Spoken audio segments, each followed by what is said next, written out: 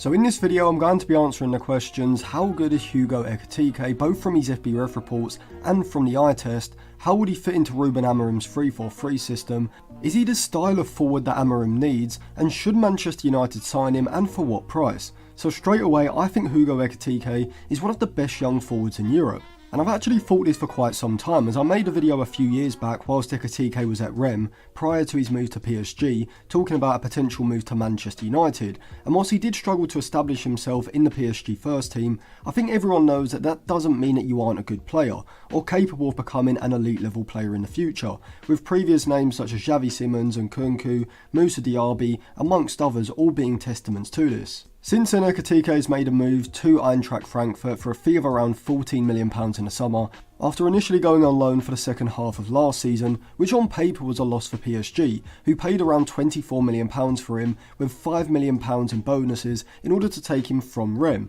But it has been reported that PSG do have a 30% sell-on clause in the deal they signed with Eintracht Frankfurt. But in terms of the sort of forward that Ekitike is, I think he's a perfect modern day forward. And I say forward rather than centre forward because his skill set is so varied that I think he could comfortably play in any of the three forward positions in Amorim's front three. And when I show you his FBref report metrics, I think you'll see why I rate him so highly. Well, before I break that down, a quick reminder: if you do want to check out any cheap, good quality football jerseys, go over to dragonjersey.com. They've got a variety of different retro jerseys, with Manchester United shirts going all the way back to the early 90s. You can use code ALANTIS at checkout for a 10% discount for a limited time, and depending on where you live, you can get 7 to 12 day delivery time, as well as a money back guarantee. If you do want to get in contact with them, they do have their WhatsApp and email on the site. So I'll leave it linked in the description and comment section below, and remember to use code ALANTIS at checkout for a 10% discount. But just from the eye test alone, you can clearly see that from a technical standpoint, he is at least a level, maybe a few levels above someone like Rasmus Hojlund,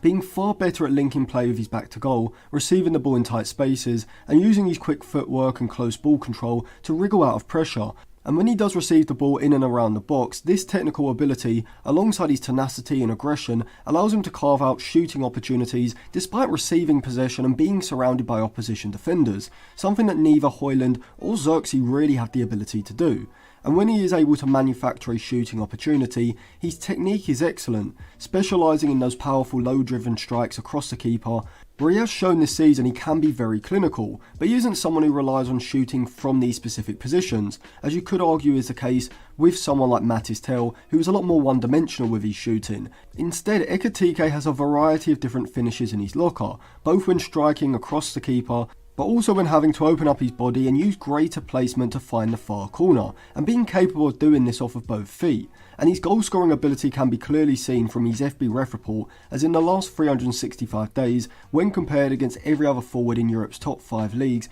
Ekitike ranks in the 80th percentile for his non-penalty goals, scoring at a rate of 0.56 per 90, slightly overperforming his non-penalty XG by 0.03 per 90, ranking in the 84th percentile for his non-penalty XG, which has led to him scoring 11 goals in 19 Bundesliga games this season, 2 in 8 in the Europa League, and 3 in 3 in the DFB Pokal, totalling 16 goals in 30 games already this season. Now, if you're someone that merely judges forwards by glancing at their goal scoring record, then you're probably a bit underwhelmed by Ekitike's goal scoring record in the last few seasons, having scored just 4 in 17 games last season, and 4 in 32 during the 22-23 season at PSG. But in 21-22, for Rem in Ligue 1, he hit 10 goals in 24 games as a 19-year-old, and he's still only 22, not 23 until the summer. And in general, I think people have this completely unrealistic standards for young strikers. They want them to be scoring 20 plus goals a season after season, have a complete skill set, be quick, excellent pressers, physical, be younger than 25, and also cost less than £50 million,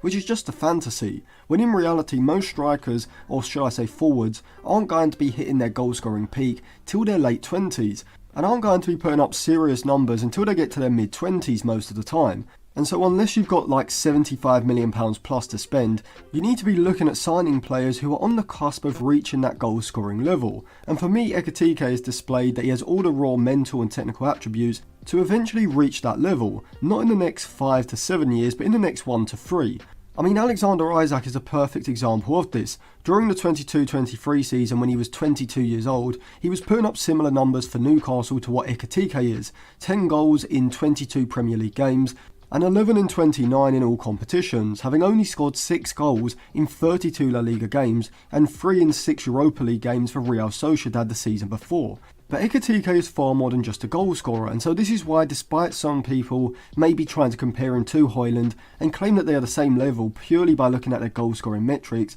it's clear to me that Ekitike on current ability, and also in my opinion in terms of potential, is a far bigger talent when compared to Hojlund and even Xerxes as well. And that's because Ekitike has the best attributes of both Xerxes and Hojlund's skill sets, being very good when dropping off and linking play with his back to goal, not to Xerxes' level when he is on top form. Even though I would argue that Xerxes has been rather inconsistent when it comes to his layoffs and passing for Manchester United this season, but Ekitike, unlike Xerxes, also has the pace, physicality and dribbling ability to be able to turn the man on his back and drive forward with the ball, weaving in and out of oncoming players, and being an excellent retainer of possession as well, which can be seen by his pass completion rates for his short, medium and long passes, all ranking fairly highly around the 65th to 80th percentile range. However, this is where the stats do show how good Ekitike is, as from the eye test, you can already see that Ekitike is a fantastic dribbler and ball carrier, being exactly the type of player that Amorim needs in one of those two interior forward positions, being able to utilise his pace to spin into the channels and having a similar sort of ability to Isaac when it comes to being able to beat a defender in these areas and then progress the ball into a dangerous position around the box. And this can be seen by the fact that he ranks in the low 90th percentiles for all of his ball carrying metrics, the 98th percentile for the volume of take-ons that he's completed, as well as a 78th percentile for the percentage of take-ons he completes as well, showing that statistically, when it comes to forwards who can progress the ball via their dribbling and ball carrying, Ekitike, even at 22, is one of the best at this in Europe. Which is exactly why I think the stylistic comparisons between him and Alexander Isak are completely valid, as for me, if you want a younger, cheaper version of Isak, Ekitike is your best option. But it's not just his progression of the ball via his carrying and dribbling that is impressive statistically, it's also his progressive passing and chance creation as well. See, around the box when under pressure, where decisiveness, composure and vision are all crucial, Ekitike also excels, as seen as he ranks in the low 90th percentiles for his XG assisted, his expected assists and his key passes, as well as ranking in the high 80th percentiles for his crosses and his passes into the box alongside that. And this is the main difference between a forward like Ekitike compared with Xerxes and Hojlund, as Welsh United's current two centre forward options have fairly limited skill sets, particularly when it comes to composure and vision around the box. Alongside their pace, dribbling and ball carrying, Ekitike excels in all of these, and so whilst you could make the argument that his goal scoring isn't anything special, which statistically it certainly isn't at the moment, Ekitike offers you so much more in every other area, and crucially is versatile enough to play across the forward line. And even defensively, he's very impressive statistically, ranking in the mid 90th percentiles for the percentage of dribblers he has tackled, as well as his interceptions. And give it 1 or 2 seasons when he's refined his movement inside of the box and his finishing is even more clinical, United potentially could have one of the most complete forwards in world football. So should Manchester United sign Ekitike? Well, considering you'd imagine he'd cost somewhere between £35 to £45 million max, given what Frankfurt signed him for in the summer, I struggle to see too many better options on the market who are as complete as Ekitike, around his age and have his potential. Once you also factor in that you could probably get around £35 to £40 million for either Xerxes or Hojlund if they were sold in the summer, without even factoring in the likes of Rashford and Sancho's deals, and maybe also Garnacho being sold as well, I think Ekitike for that price would be excellent value for money. But if signed, how would he fit into Amorim's 3-4-3 tactically, and what would be his best role in the front three? But just quickly, before I go any further, if you want to check out any of my unreleased videos on Patreon, you can sign up for just $1.50 a month. You can download the Patreon app and just read them straight from your phone. I've got articles on topics like Luis Campos at Monaco, Beppe Marotta at Sampdoria, how football clubs can use concepts from Donald Trump's book The Art of the Deal to improve their club's functioning in different areas, as well as some summaries of key concepts of books I've read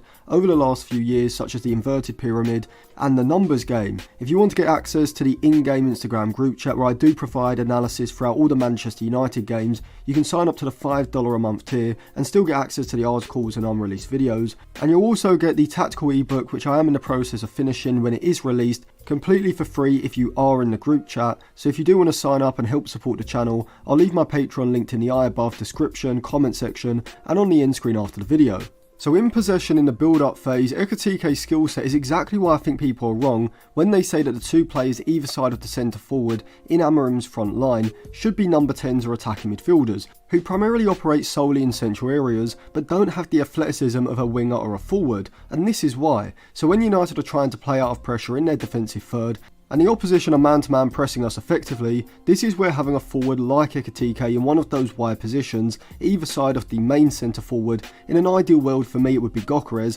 makes our build-up phase a lot more effective. And this is because sometimes we aren't going to be able to play through the pressure with a series of shorter passes. We instead need to go more direct, and this is where Ekitike's pace comes into play, as if the left-sided centre-back receives the ball from the goalkeeper and the opposition initiate the press. By squeezing their midfield line into our defensive third to man-to-man press us, Ekitike can drop into this area, dragging the fullback on his back high, which opens up the space in the channel ahead, allowing him to then spin his man and either receive a direct pass from Kokonki or Martinez, the left-sided centre-back, into the channel that he can race onto, or if the direct pass goes into the chest, feet or head of the centre-forward, then Ekitike can receive the ball via a layoff down the channel, and if the opposition's centre-back on that side gets drawn out with the centre-forward's deeper movement, now Ekitike has more space to run into, and this type of pattern of play and movement from the interior forward wouldn't be as effective with someone that doesn't have Ekitike's rapid turn of pace, such as a Man Utd or a Bruno in this role. But what I really like about Ekitike is that his skill set is so varied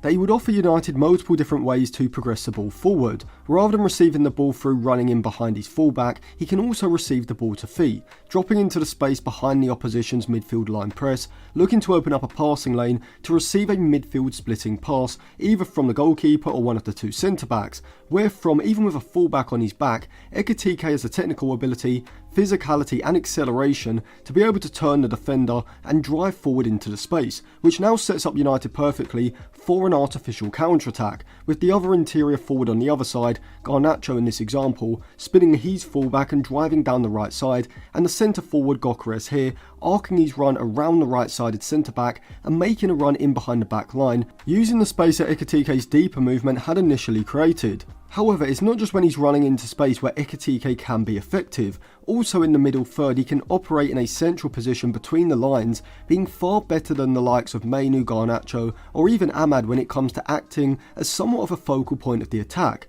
where United can feed incisive passes into his feet, and just like a conventional centre forward would, Ekitike either centrally or in the half space areas has the capability to hold off the defender and then link play with layoffs, or even turn his man and drive forward if the opportunity presents itself. But another way that Ekitike could be hugely effective for Amorim in the middle third is in the transition. As well as primarily Amorim wants to dominate and control possession, I think every top side in the Premier League needs to be able to take advantage of transitional situations, and United in recent history, at least with players like Rashford, Martial and Garnacho in the side, have been very good at doing this. And an example of how Ekitike can aid United's ability to create chances from these transitional situations can be seen from the second leg of Newcastle's semi-final against Arsenal the other day, where the ball was cleared upfield, and you can see that as Newcastle are about to win the first ball against Havertz, that because Arsenal are in the process of pushing up the pitch quickly, their defensive shape is not as compact as it would be had Newcastle had settled possession, and so there's space in the centre